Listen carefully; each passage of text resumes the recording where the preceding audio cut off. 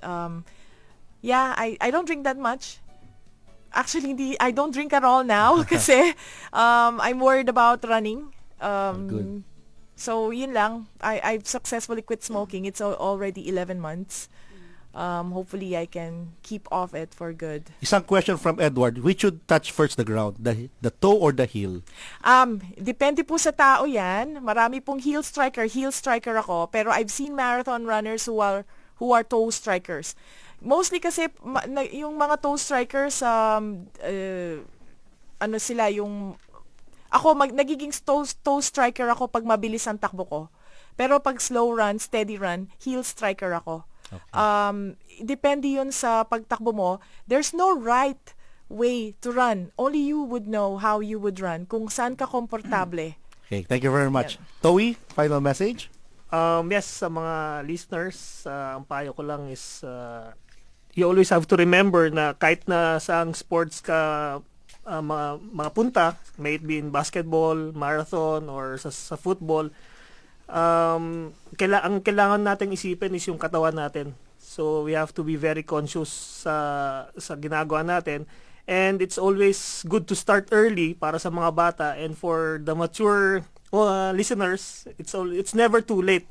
So, and always find the time na mag-jogging or kung ano man pwede natin gawin just for us to be more active, and yung magamit natin yung katawan natin in a more positive way. Kasi lalo na for example sa atin dito sa Dubai na wala tayong inisip kundi magtrabaho, kumain, mag-shopping, and kung ano-ano pa. Minsan nakakalimutan natin na hindi na pala natin naaalagaan yung katawan natin. And tsaka lang natin marirealize na humihina na tayo pagka nagkakasakit na or tumataba na tayo. So, kailangan mag-start tayo as early as possible, and wag nating isipin na yung exercise ay nakakapagod. Kasi mas yung iba yung feeling ng pagod sa trabaho and yung pagod sa exercise. Yung pagod sa exercise is mas magpapalakas ng katawan mo. So, yun lang, and sana magkaroon tayo ng more activities sa Filipino community sa anumang sports, and sana lahat tayong nandito sa Dubai mag-exert ng effort para magkaroon tayo ng mas marami pang activity sa Dubai and sa buong UAE. Thank you, Towie. Sino babatiin mo? Yung lahat ng CFC members, and syempre yung wife ko na present dito, and yung dalawang anak ko na for sure natutulog na. Actually, sinabihan ko rin yung parents ko sa Manila eh. Sabi ko sa live streaming Hindi ko lang alam dahil sa time difference. Ewan ko kung gising sila.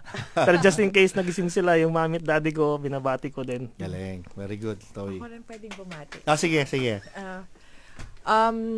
Well, I've mentioned this interview to only a few friends. So Kathy, Michael, Maisol, Rhoda, if you are listening, Rachel, I've texted you.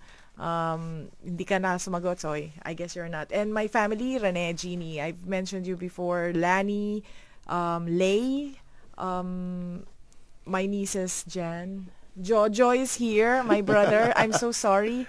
And to my colleagues in BAFCO. Okay, thank you. And yung mga talagang original plan natin, kasi may football player dito na local at kasama yung Ascals. Ang nangyari talaga, yung Ascals dapat dumating kahapon. Okay. Original plan. Ngayon ginawa, kakarating na sa airport. So wala tayong local Ascals, Philippine Ascals, meron tayong Dubai Ascals. Si Ashley. Final message, Ashley? Yeah, just to add few more things regarding sport. No, you don't think that sport is only for recreation or sport is only for exercise, but you can learn a lot, so many things about life in sports. You know, winning, defeat. There's so many lessons there in sports. And I agree to all of the statements of my two colleagues here, two athletes here.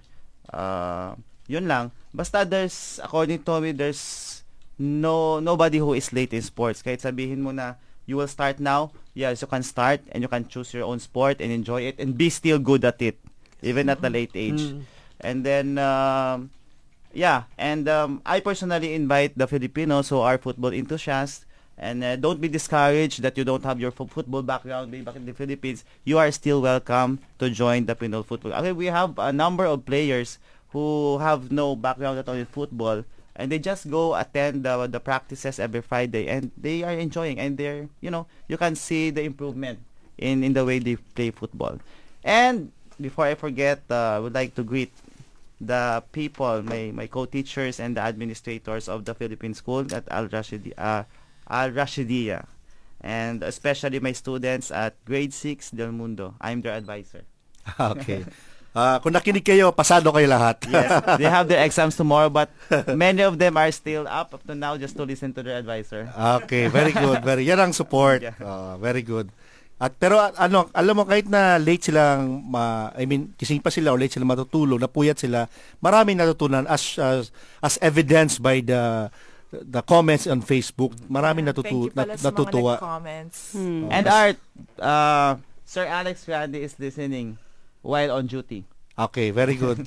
Okay. And by the way, I would like also to inform everyone that aside from those places mentioned by Chris where they can get the ticket, they can also approach any Pinoy Football Club members because they're also selling tickets. I for one selling tickets for in my school. Okay, Okay. good. Sige. good. Let's support the Ascals. Let's support. Yes. Ipagmalaki natin ating lahi. Au! Tama ba yun?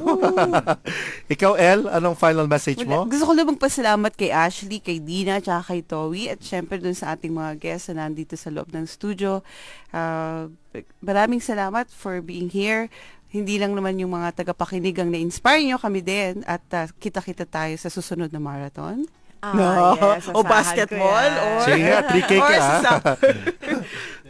ha? hamon.